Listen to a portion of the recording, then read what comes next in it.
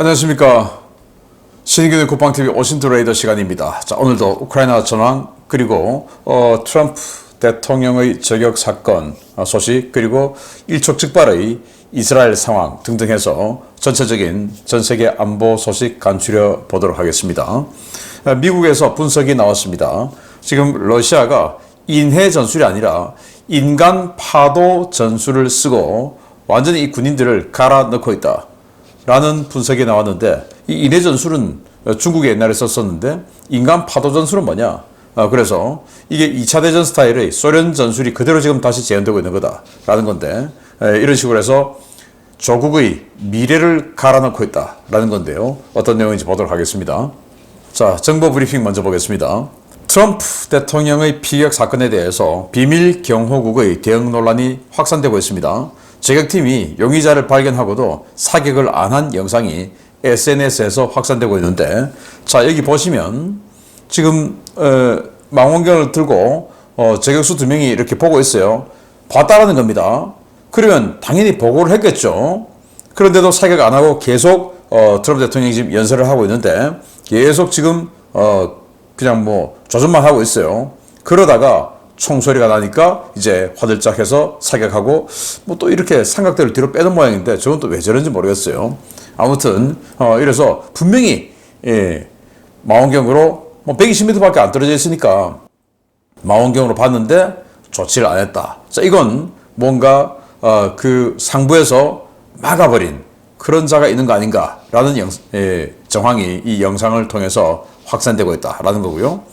범인이죠. 저격 범인 매튜 크룩스의 동기들은 그는 조용했지만 왕따를 당했다. 사격 실력이 형편없어서 동호회에서도 퇴출됐다 라고 이야기했는데, 제가 어제 말씀드렸던 것처럼 이 사격부에 신청을 했는데 테스트 끝에 탈락했다는 겁니다. 그 정도로 제대로 된 사격 실력은 없었다.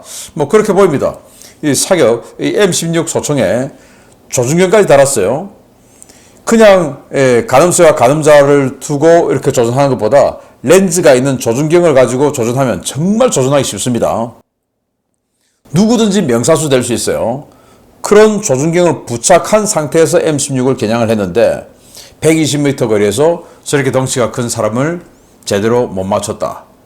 이건 그 사격 실력이 대단히 좋은 사람은 아니다 라는 것을 느낄 수가 있고, 또 지금 뭐 일부 댓글에 총을 여러 발 쏘았는데 트럼프만 기 맞고 다른 사람 안 죽었지 않나요? 왜 안 죽었습니까?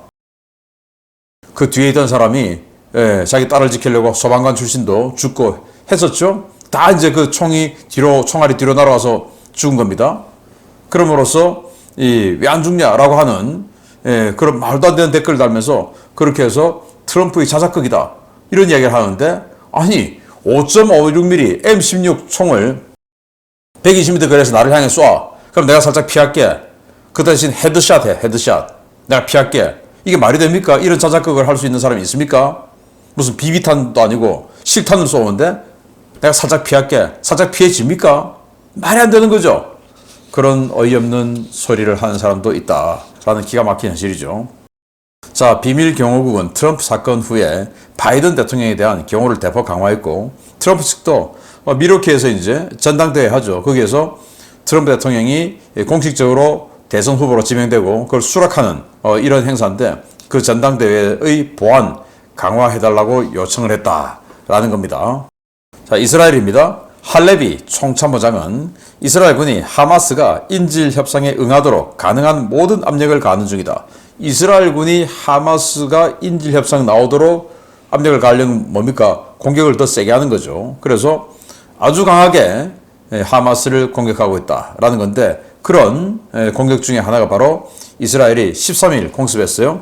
칸 유니스에 공습을 했는데 이 예단장 등 고위급 다수를 제거했고, 지금 뭐 보시면 완전히 버섯 구름이 피어오르고 있죠. 그래서 이게 되고 하마스는 민간인 포함해서 90여 명이 사망했다. 이로써 민간인도 죽었다. 또 이렇게 이제 선전을 펼치고 있는데, 항공폭탄이 저 정도 버섯 구름을 낼 수는 없겠죠. 그래서 아마 항공폭탄을 맞아서 지하에 있는 여러 가지 탄약들 이런 것들이 유폭을 한 이런 상황이 아닌가라고 생각하고요. 또 왜 칸 유니스냐? 지금 라파 지역에 완전히 필라델피아 회랑, 즉 이집트와의 국경을 이스라엘군이 전부 장악하고 여기에 각종 센서를 설치해서 지상, 지하 전부 센서를 설치해서 지하에 터널을 굴착한다든지 하는 것까지도 다 알 수 있도록 센서를 설치해 놓으니까 완전히 이집트와의 이런 통로가 단절돼 버린 거죠. 그러니 지금 이제 남부 지역의 대도시인 칸 유니스로 들어가서 여기를 이제 피신했는데 여기를 때려버린 겁니다. 자, 이란 정보부는 모사드와 CIA 배후 공작 79건을 저지했고 이래서 불법 무기 560여 점을 압수했다. 그러니까 모사드, CIA가 이란 내에 있는 뭐 어떤 그 반정부 세력들을 이렇게 도와줘서 뭔가 공작을 하도록 했다. 테러를 하도록 했다. 그래서 79건이나 저지했고 불법 무기 560점 꽤 많네요. 근데 사실인지 아닌지는 봐야 되겠습니다.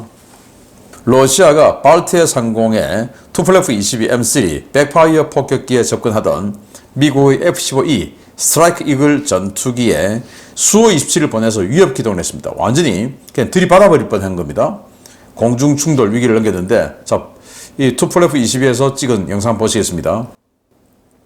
자, 수호 27 전투기가 들어가서 뒤로 확 뒤집어 버리죠.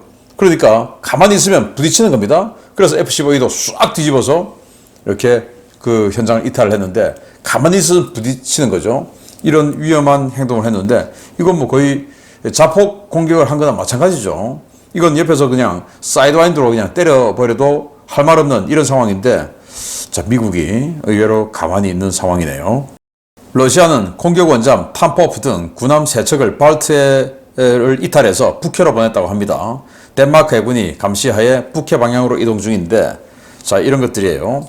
상륙함인 이반 그랜 9,000톤급 상륙함, 그리고 빅터3급 이 공격 원잠인데 아주 구형입니다. 이거 탐포프함, 그리고 또 역시 구형 구축함이죠. 우달로이급 구축함, 에드미럴 레브첸코, 이렇게 3척이 칼리닝그라드를 출발해서 상트페테르부르크로 가지 않고 반대로 해서 영국이 있는 그 북해 쪽으로 나왔다라는 건데, 여기 있는 이 군함은 군함이 아니고 덴마크의 코스트가드 경비함이에요. 그래서 지금 마킹을 하고 있는 모습이다라는 거고요. 미국의 드와이트 D 아이젠하워 항모전단이 정말 오랫동안 홍해, 지중해에서 작전을 하고 드디어 7월 14일 노포크에 귀향을 했습니다. 그리고 태평양은 에이브람 링컨 항모전단과 복서 강습 상륙전단이 7월 14일 동시에 출항을 해서 이제 서태평양 이 지역으로 오기로 했고, 현재 하와이에 림팩 훈련을 하기 위해서 칼빈슨, 그리고 미국으로 돌아가고 있는 로널드 레이건 항모, 이렇게 두 척은 또 하와이에 있고요. 자, 이런 상황인데 이 에이브람 링컨에 이렇게 F-35가 탑재가 되어 있어요. F-35 한 개 대대가 비행대가 탑재가 되어 있다고 합니다.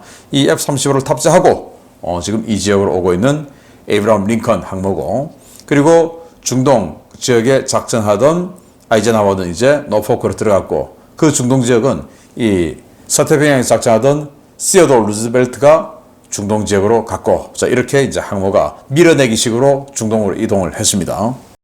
인도네시아의 서파푸아 민족해방군이 벤탕 지역에서 마을을 습격했고 정부군과 교전 중이다.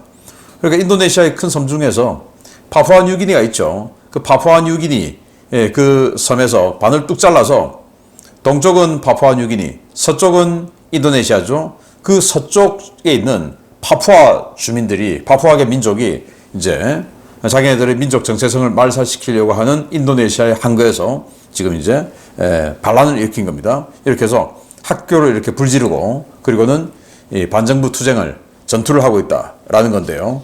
인도네시아도 뭐 워낙 인구가 많다 보니까 이런 민족 문제가 꽤 큰 그런 국가 안보 문제다라고 볼 수 있습니다.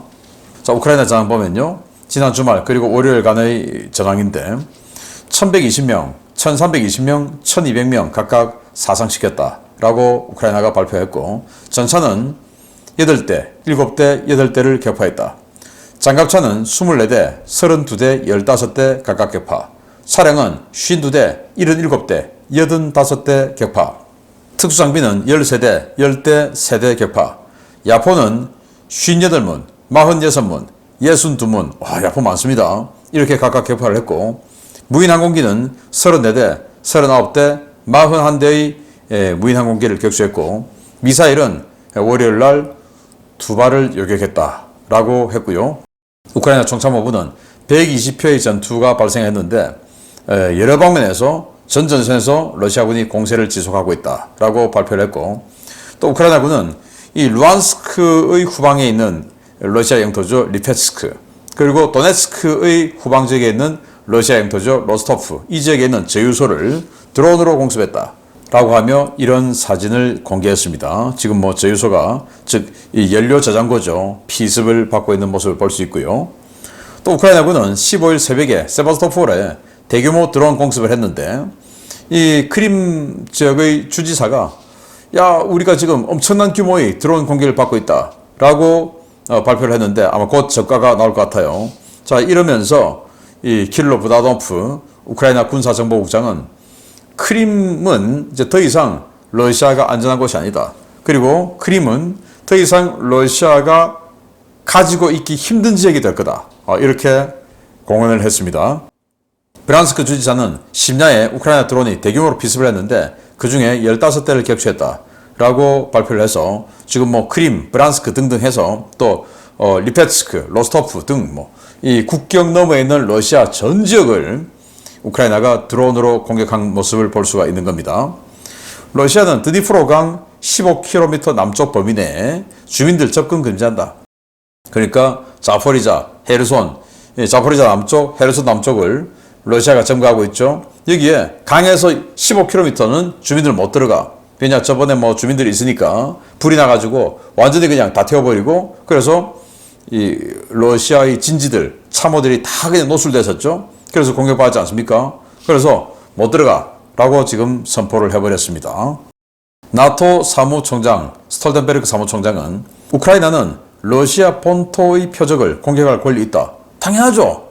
교전은 서로 그냥 상호작용인데 러시아 본토에서 출격한 무기들의 우크라이나 본토 공격받고 있죠. 또 본토에 출격 안 했다 하더라도 우크라이나가 지금 공격받고 있죠. 그럼 당연히 교전 당사국으로서 우크라이나도 자위권 차원에서 러시아 본토를 공격할 권리 있는 거다라는 거고요.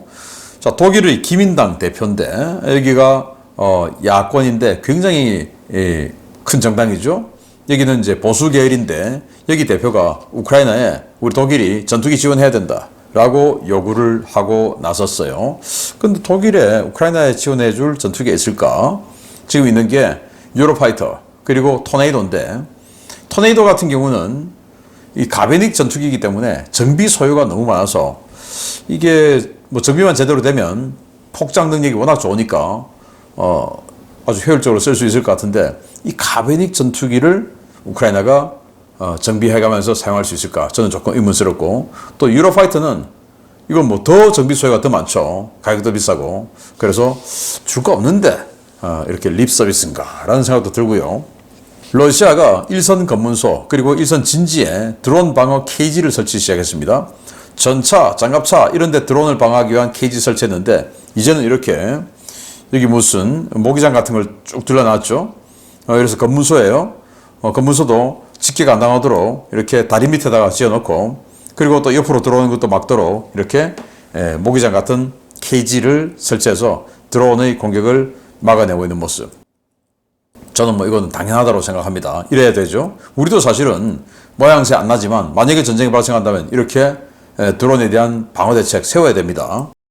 러시아는 3톤급 활공 유도폭탄 FAB-3000 투발 장면을 공개했는데 수호이 34 전투기, 이 수호이 34 전투기에서 이렇게 투하하는 모습을 공개했는데 동영상 보시겠는데요.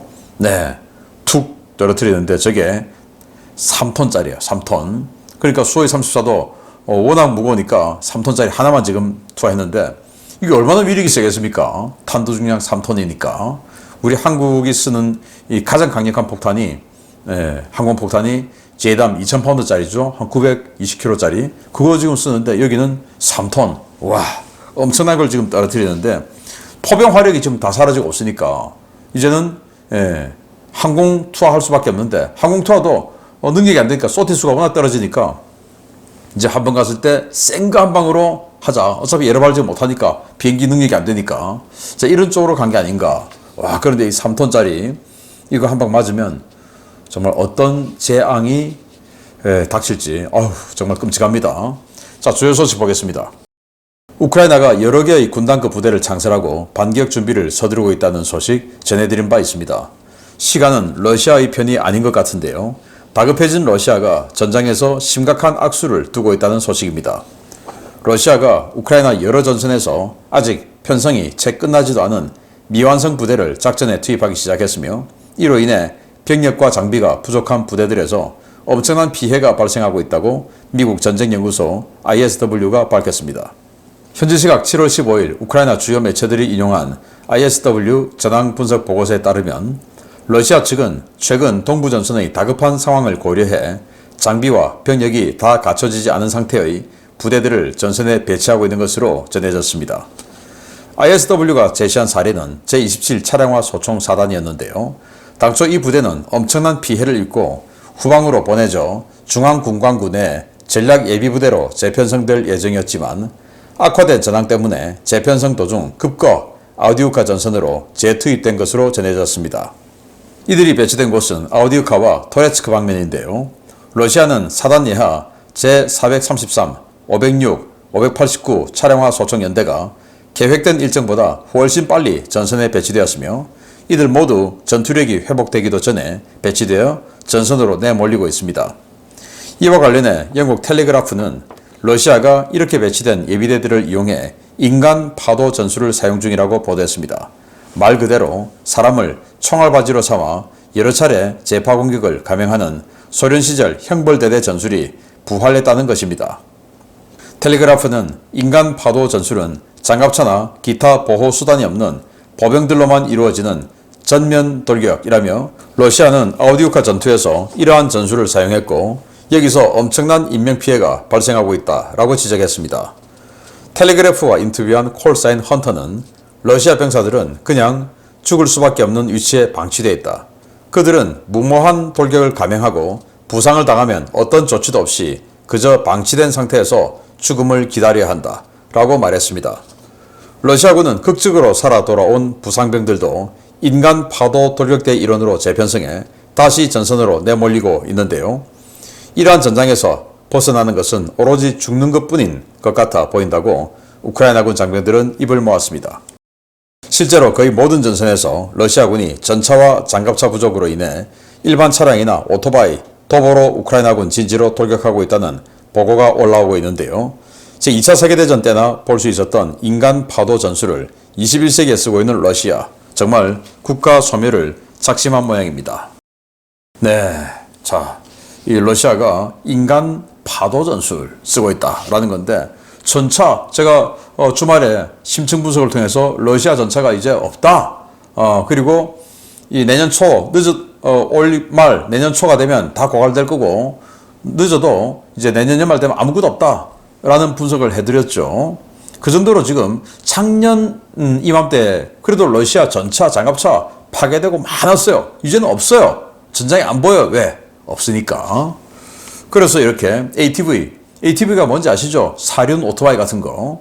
그런 거 타고 돌격하다가 이렇게 우크라이나 드론에 걸려서 완전히 그냥 전멸해 있고 또 여기는 그냥 사람만 지금 뛰어가고 있습니다.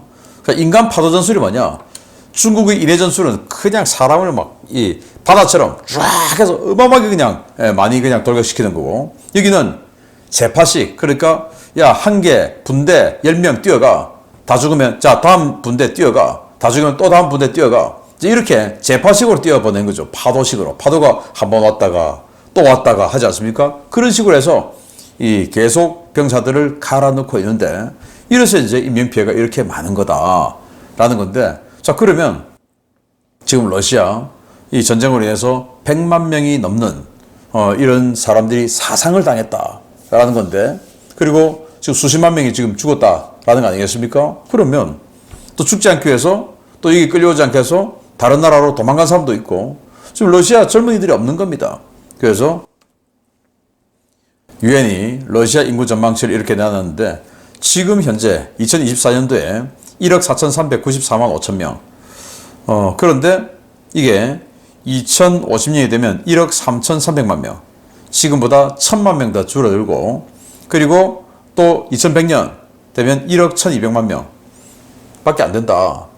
뭐 이거 보시면 우리나라보다 뭐 상태가 낫네라고 하실 수 있지만 우리나라는 극심한 정말 그 여성들의 뭐 결혼 기피, 출산 기피 이런 거, 또 남성들도 내가 능력이 안 되니까 결혼 못해 이런 거, 뭐 이런 것들 여러 가지 사회 문제가 겹쳐서 우리는 다운되는데 여기는 결혼을 기피하는 것도 아니고 출산을 기피하는 것도 아닌데 이렇게 되는 것은 남자가 없다. 왜? 전쟁에서 이렇게 인간 파도 전술로 갈아넣고 있으니까. 미래를 망치고 있는 러시아라는 것을 미국에서 분석이 나왔는데 기가 차죠. 계속 이렇게 점점 더 갈아넣는 미래, 더욱더 힘든 미래가 펼쳐지기를 기대해 보겠습니다. 자, 그런데 제가 여기서 시간은 우크라이나 편이다 라고 했는데 지금 이번 제격 사건으로 인해서 트럼프 대통령이 당선될 가능성이 완전히 그냥 급상승했죠. 그거 보면 또 트럼프 대통령은 내가 당선되면 바로 그냥 그 다음날 휴전시켜버릴 거야 라고 하는데 그것도 좀 안타깝기도 하고 트럼프 대통령이 마음을 바꾸면서 당선되면 어떨까 라는 생각을 한번 해보면서 마치겠습니다. 감사합니다.